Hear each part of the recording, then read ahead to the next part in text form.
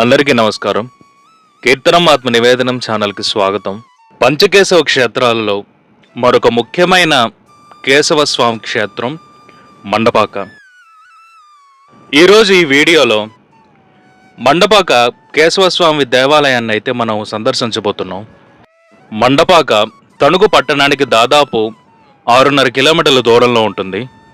ఆంధ్రప్రదేశ్ రాష్ట్రంలోని పశ్చిమ గోదావరి జిల్లాలో గోదావరి నది పరివాహక ప్రాంతంలో శ్రీ మహావిష్ణువుకు అంకితం చేయబడిన 5 పురాతన ఆలయాల్లో పంచకేశవ క్షేత్రాలు లేదా పంచకేశవాలయాలు అంటారు.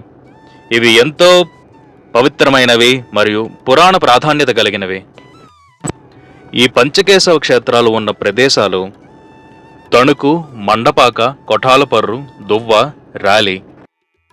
ఈ 5 క్షేత్రాలలో ఈరోజు మనం ఈ వీడియోలో చూడబోయే కేశవస్వామి దేవాలయం మండపాక శ్రీదేవి భూదేవి సమేత చతుర్భుజ శ్రీ కేశవస్వామి వారి దేవాలయం.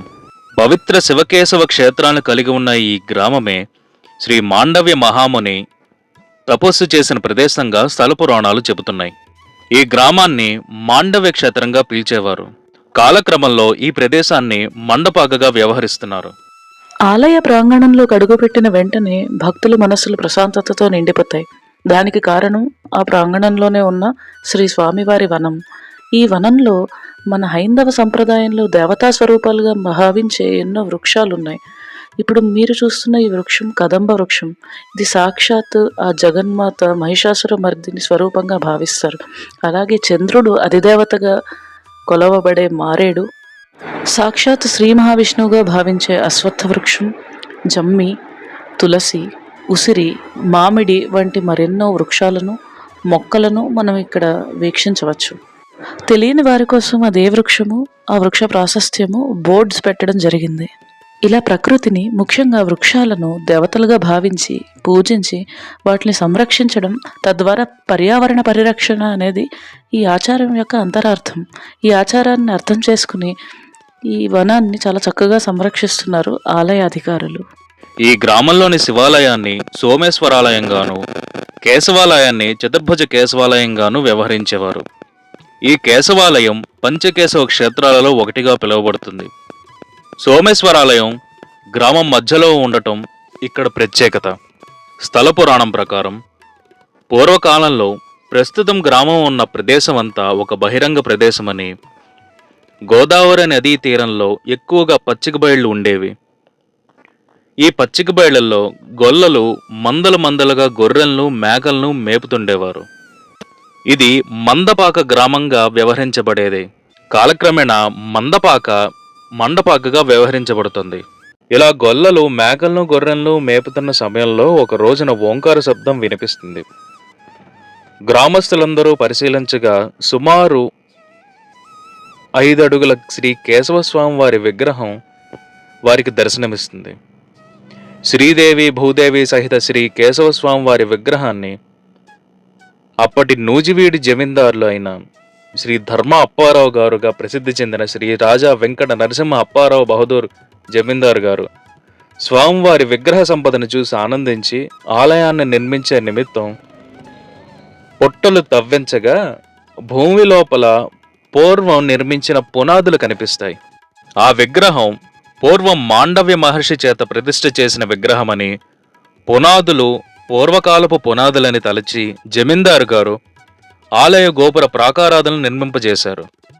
ఆలయం నిర్మించిన తర్వాత నూజివీటి జమీందారులు ఆలయ నిర్వహణకు భూవసతిని కలిగజేశారు. మీకు కనపడిన భవనము ఆలయం యొక్క వంటశాల. ఇది ఆలయం వెనకాలి భాగము. ఇక్కడ గోపురాన్ని మనం నిశితంగా పరిశీలించినట్లయితే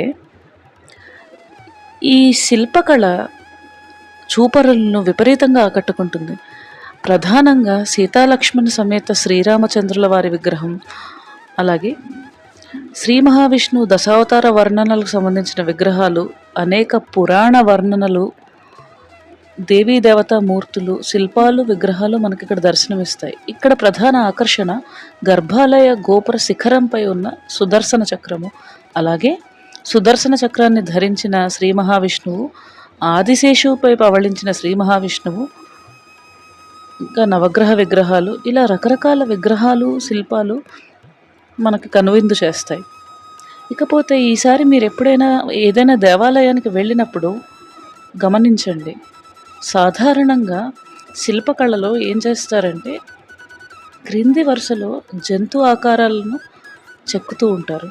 ప్రధానంగా ఏనుగు, గుర్రము, సాక్షాత్ నందీశ్వర స్వరూపంగా భావించే ఎద్దు, గోమాత అంటే ఆవు, అలాగే నెమళ్ళు క్రింది వరుసలో చెక్కబడతాయి.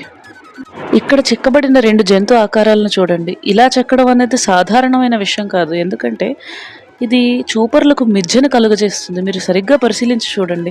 2 జంతు ఆకారాలు కానీ ఒకటే తల. ఎడమవైపు నుండి చూస్తే ఎడమవైపు జంతు ఆకారానికి ఎద్దు తలగాను, అంటే రిషభము అంటాం, అది నందీశ్వర స్వరూపం. కుడివైపు నుండి ఏనుగు తలగాను ఒకే తల కనపడుతుంది తొండంతో. దీనిని రిషభ కుంజరము అంటారు.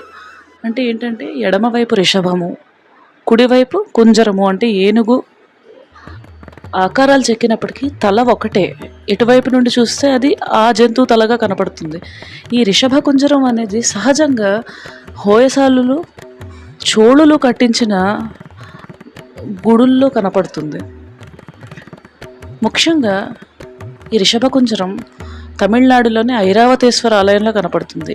ఇకపోతే కేశవస్వామి ఆలయాలన్నిటిలోనూ మనం ఎక్కువగా చూసే విగ్రహాలు కానీ శిల్పాలు కానీ శ్రీకృష్ణుడికి సంబంధించినవి. దీనికి కారణం ఏంటంటే కేశవ అనే నామము శ్రీ మహావిష్ణువు నామాల్లో ఒకటైనప్పటికీ భాగవతంలో శ్రీకృష్ణుడు కేసి అనే రాక్షసుడిని సంహరించి కేశవుడు అనే పేరు పొందాడు.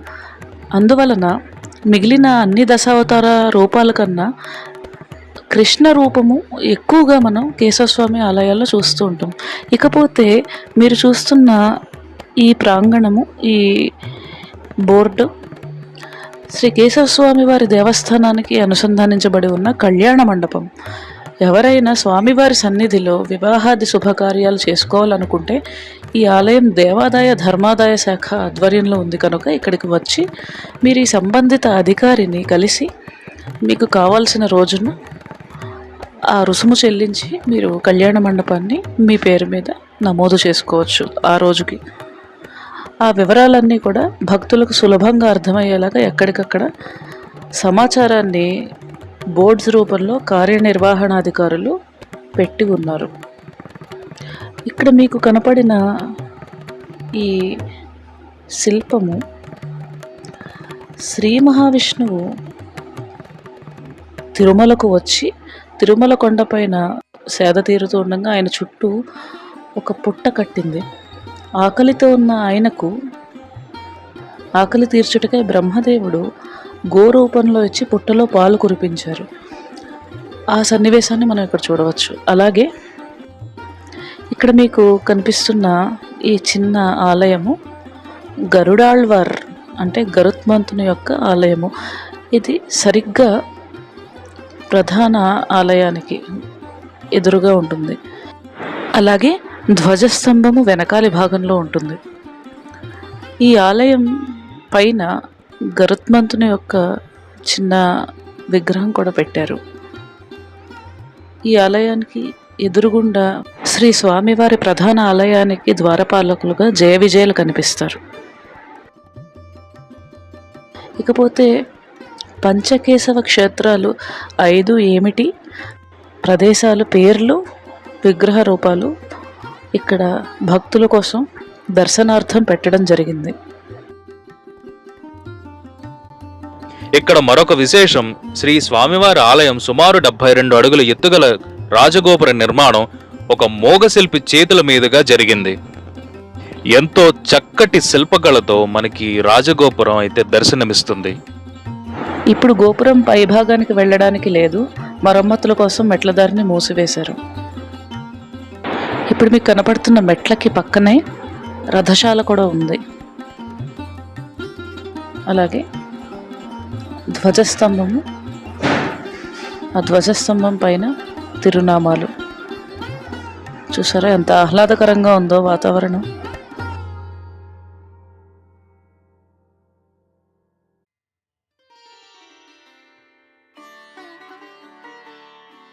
ఈ గోపురాన్ని ఎక్కే మెట్ల మార్గం పక్కన మనకి ఈ ఆలయంలో జరిగే ప్రధానమైన పండుగలు, ఉత్సవాలు, వాటి వివరాలు మనకి ఇక్కడ కనపడతాయి.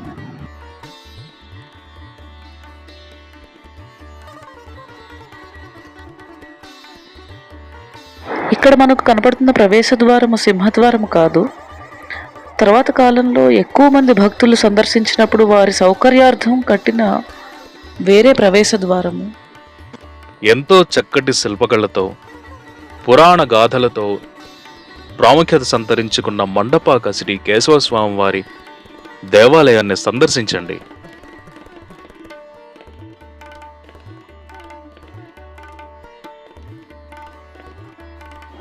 ప్రధాన రాజగోపురానికి ఇరువైపులా దత్తాత్రేయుడు, కల్కి, ఇలాగా మిగిలిన దశావతారాల విగ్రహాలు ఇరువైపులా మనకి గోపురం పైన కనిపిస్తాయి.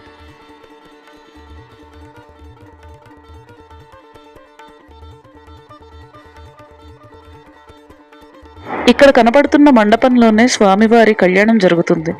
ఇక్కడ చతుర్భుజ కేశవస్వామి అంటే శ్రీ మహావిష్ణువు కేశవస్వామి రూపంలో 4 చేతులు కలిగిన వాడై శంఖము, చక్రము, గద, పద్మాన్ని ధరించి ఉంటారు. వీడియోని పూర్తిగా చూసినందుకు ధన్యవాదాలు. ఇలాంటి మరిన్ని వీడియోస్ కోసం మా ఛానల్ సబ్స్క్రైబ్ చేయండి, లైక్ చేయండి, షేర్ చేయండి. జై శ్రీరామ్.